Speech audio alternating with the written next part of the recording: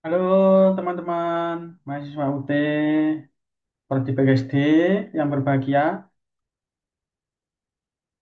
Assalamualaikum warahmatullahi wabarakatuh. Selamat pagi, salam sehat, salam sejahtera bagi kita semua. Om Swastiastu, Namo Buddhaya, salam kebajikan, Rahayu.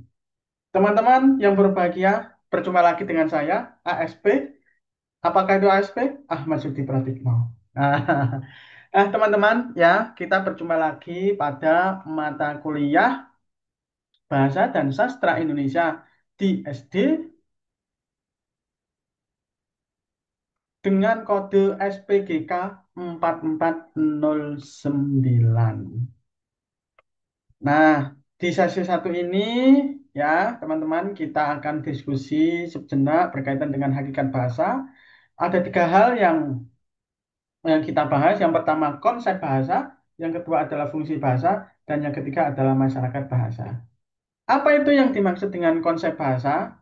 Nah, teman-teman, konsep bahasa itu secara sederhana adalah alat untuk komunikasi, ya, atau sistem komunikasi di mana di dalamnya ada sistem fonologi, ada morfologi, ada sintaksis, ya, ada linguistik, ada intonasi dan sebagainya. Jadi bahasa ini sebagai sebuah sistem untuk komunikasi antar manusia. Karena bahasa ini banyak, ya, maka konsepnya, ya, konsep dalam bahasa masing-masing itu juga memiliki kekhasan dan perbedaan antar satu dengan yang lain. Nah, saudara, di dalam hakikat bahasa itu tersimpan yang namanya ada bunyi, kemudian ada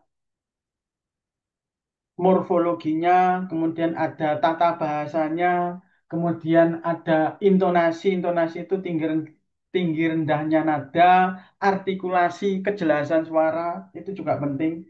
Jadi apa bedanya dengan A dengan A misalnya? Nah, itu ada pasti ada perbedaan meskipun tulisannya sama-sama A, ya. Itu konsep bahasa atau hakikat bahasa, ya. Dalam hal ini konsep bahasa. Yang kedua adalah fungsi bahasa. Fungsi bahasa adalah sebagai alat komunikasi, ya.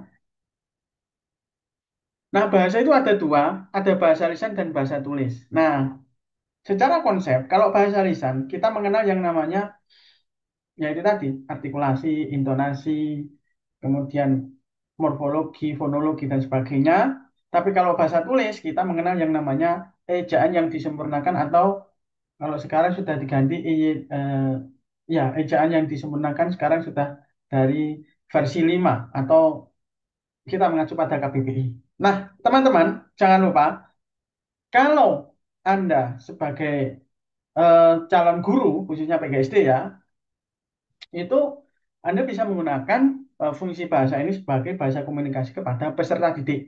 Dan dengan catatan tentunya yaitu teman-teman, ya, jangan lupa gunakan bahasa-bahasa baku, ya, atau bahasa sesuai dengan IYD. Nah, karena tingkatan SD itu adalah tingkatan pada usia dini di mana awal-awal apalagi kelas rendah, ya, ini penting untuk penanaman eh, konsep-konsep dan aturan-aturan dalam berbahasa Indonesia yang baik dan benar.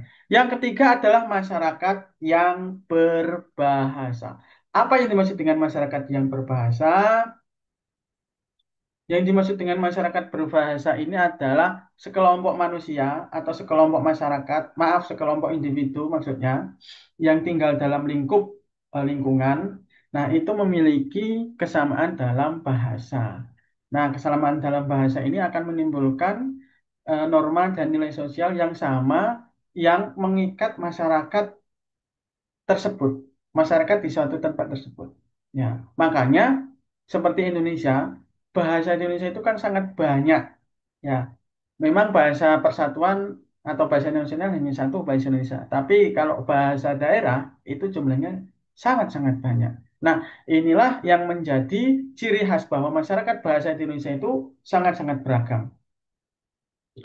Nah, elemen utama dalam masyarakat bahasa itu ada tiga. Yang pertama, interaksi yang teratur. Jadi, kalau bahasa daerah, komunikasi dengan antar masyarakat yang bahasa daerahnya sama, misalnya Madura dengan Madura, Jawa dengan Jawa, itu akan membentuk koloni atau membentuk eh, populasi masyarakat bahasa pada bahasa tertentu, maaf, bahasa daerah tertentu, ya. Sehingga itu juga ada fungsi yang namanya revitalisasi atau pelestarian bahasa, jadi tidak punah.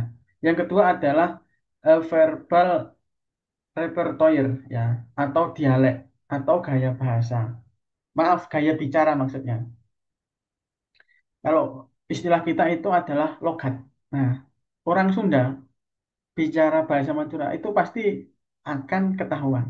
Orang Madura bicara bahasa Ngapak misalnya, itu juga akan ketahuan karena ada repertoirnya, ya, ciri khasnya. Yang ketiga adalah norma penggunaan yang sama. Ada aturan antara baik benar, sopan tidak sopan, ya, khususnya pada penggunaan orang yang lebih tua. Nah, ini penting teman-teman untuk menjamin bahwa bahasa ini ditempatkan sesuai dengan aturannya. Demikian teman-teman, terima kasih. Kita jumpa lagi di sesi 2. Ingat, kita masih 7 sesi lagi. Ya, jangan lupa untuk presensi, jangan plagiasi, kerjakan sendiri, ya. Ingat timeline, ya, waktu akan berjalan maju, tidak mungkin berjalan mundur. Waktu yang sudah berjalan tidak mungkin terulang lagi. Jadi kerjakan semaksimal mungkin, ya, tugas-tugas, diskusi dan sebagainya. Jangan sampai satu pun terlewat. Hindari plagiasi, utamakan integritas akademik. Terima kasih. Demikian, salam sehat. Sampai berjumpa lagi dengan saya ASP. Wassalamualaikum warahmatullahi wabarakatuh. Salam sehat, salam sejahtera bagi kita semua. Dadah.